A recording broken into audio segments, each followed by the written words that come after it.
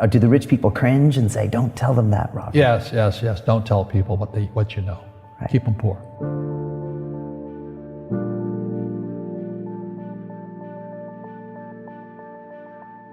The moment I pay you, you think like an employee. The moment you accept a paycheck, your brain goes dead. That's the trap. Entrepreneurs work for free. As long as you're hungry, you'll think. The school system was designed to teach you to be an employee or a doctor or a lawyer, a specialist, but never about money. The poor will always be amongst us because it starts up here. It's in their words, and the words become flesh. But when they say, I can't afford it or I can't do that, they go down. They become what they say. And I meet so many people, I can't afford it. You think I'm made of money? My PhD dad, he says, what do you think I am, made of money? I can't afford that. And my rich dad would say, that's why he's poor. Poor people say, I can't afford it, I can't do that, I don't have time. Because it's an escape. It's an escape, you know what I mean? It's easy to say, I can't afford it. Oh, I'm too tired. Oh, I can't go to the gym. When you could go to the gym, no, I can't. Truth is, I'm just too lazy to go to the gym. And your rich dad used to say what instead of, I can't afford it? How can I afford it? How can I do that? A question opens the mind, a statement closes the mind. So when you say, I can't afford it, your mind shuts down and you become what you say. People right now who are sitting at home, who are struggling financially or worried about money or unhappy, they may be making a lot of money, but unhappy with what they're doing. It was probably taught to you. Your superego was taught, get a job, work hard, or you'll never be rich, or the rich are evil, or whatever.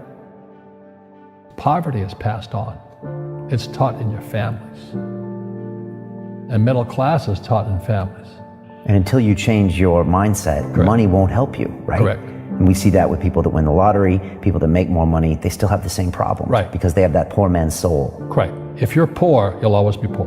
That's really hard for people to understand. Yeah, the money will disappear that fast. Just like most pro athletes, they make millions of dollars, and 65% are bankrupt 5 years later. It's because they come from poor families. But unfortunately, what Mr. Lipton was saying, it's passed down genetically.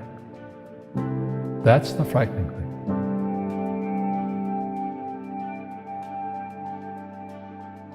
If you don't want to learn it, I can't help you. I have bad luck too. I've had financial crashes. I've had people stab me in the back, but they're all good because I grow from it. And that's spirituality. People who are afraid of making mistakes, like they teach in school, they don't ever grow. Because spirituality is there's good and there's bad, there's right and there's wrong, there's up and there's down. Most people only want to be right, they only want to be positive. Well, you can't have that. That's not reality. And the average person, the reason they're poor is they haven't failed. They play it so safe. They haven't made any mistakes like they taught in school. That means they don't learn anything. That's why the school system's actually fundamentally corrupt. It's anti-education. But the average guy is standing there, oh, I'm an A student. I'm going to do this all on myself. And a bunch of rugby players run you over. And you go, well, they're not playing fair. You're playing stupid. You should have a team. You should have accountants, attorneys, and bankers and all that stuff. But that's not the game I want to play. I said, then don't play the game. The game of business is played with accountants, attorneys, bankers, hate to say it, politicians. You got to know the game. People say, well, money is not that important to me. Then if money is not that important to you, money is not important to you. You know what I mean? I don't care about money. The money doesn't care about you. The word does become flesh. Or I'll never be rich. Or the favorite one is the rich are greedy. It's the poor that are greedy. If you think about it, because to be rich, you have to give something. I have to produce books and games, and I purchase real estate, I provide housing, provide jobs and all that. That's why I'm rich. But greedy people produce nothing. Einstein said, imagination is more important than knowledge, but knowledge empowers imagination. And what most people lack is real business knowledge, like accounting, like debt, like taxes. You got to know that stuff, but they don't teach it in school to anybody. Our school systems are making our students weaker. So in school, they have these things called now trigger effects. So you can't, as a teacher, you can't say anything that might upset the student. They don't want anything that might jar their point of view.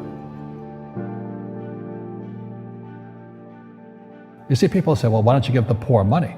So the only problem with that is it just creates more poor people. Give a man a fish, he fishes for the day, or eats for the day. Yeah, you give a man a fish, you get a lot of people who want more fish, But you teach them to fish. We become creatures of our own habits. And until we break the habit, we don't change. Our schools don't teach that. Our schools teach almost the exact opposite of that. So what I say to young people is you find your game.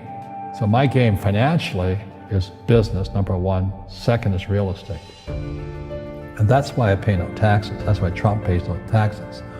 Legally, it is a combination of business and real estate that gives us an unfair advantage over employees because they don't know what to do. And a lot of people would rather sit in the stands than be in the game. One of the greatest ways to acquire great wealth is playing Monopoly in real life. 4 greenhouses, 1 red hotel. But is that all there is? That's it.